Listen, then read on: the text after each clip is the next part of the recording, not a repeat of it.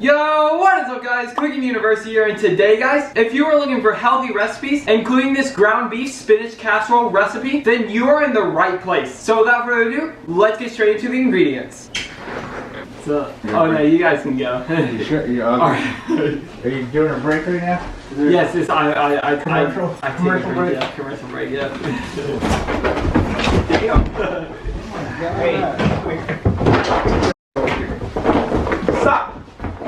Stop! Sit! Obviously, if this has ground beef in it, first things first, you're gonna get your organic grass-fed ground beef out. In which it doesn't have to be organic or grass-fed, but organic and grass-fed, it's healthier. You're gonna get half a red onion, some garlic powder, healthy cream of condensed mushroom soup, or you can just get sliced mushrooms in a can. I just couldn't find the sliced mushrooms, so I just got the soup instead. Some ground oregano. As long as it's dry, that's all that really matters. It can be just normal oregano. Some salt and some pepper. Some chopped spinach, and it can just be baby spinach, organic, whatever. As long as it's like chopped up, so just, you know, just chop them up a little. 1 cup of sour cream and 8 ounces of mozzarella cheese. Or more. So without further ado, let's get into the recipe. I said this before and I'm gonna say it again, but first things first, take the ground beef out of the freezer 24 hours before you make this absolutely fantastic recipe and put it in the fridge for it to thaw overnight. Cut the red onion in half and then just cut it all up into little bitty pieces. Get the ground beef out and put it into the skillet.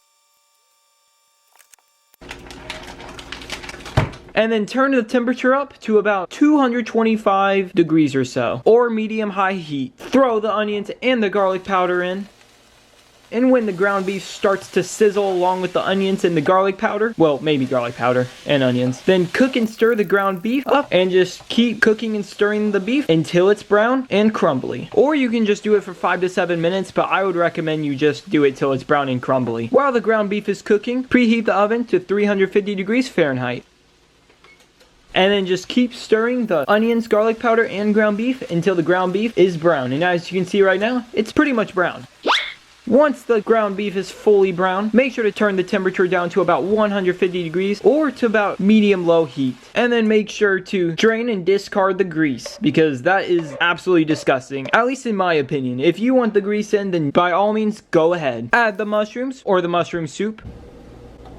Add the oregano, and then add the salt and the pepper. Simmer for about 200 degrees for 5 minutes. And stir it around every couple minutes too, just to be safe. I interrupt this video, yes, this video right here, to give a humongous shout out to Ibotta. The place where if you buy certain groceries from a certain grocery store, then you get cash back on the groceries that you bought. I have saved a ton of money off some of the ingredients of this recipe. All you gotta do is just use my referral code when you sign up, link in the description below. And once you submit your first receipt on Ibotta, you get an extra $10 back on the groceries that you bought. But that is only if you use my referral code. And the best part about Ibotta is that it is 100% free to sign up. And I would like to put one final disclaimer on here, that I also make $10 on Ibotta too when you sign up using my referral code. And man, at this point was I like, dude, this is actually going to slap. Once the 5 minutes are up, make sure to add the spinach and chop it all up too. As you can see, I was doing exactly that.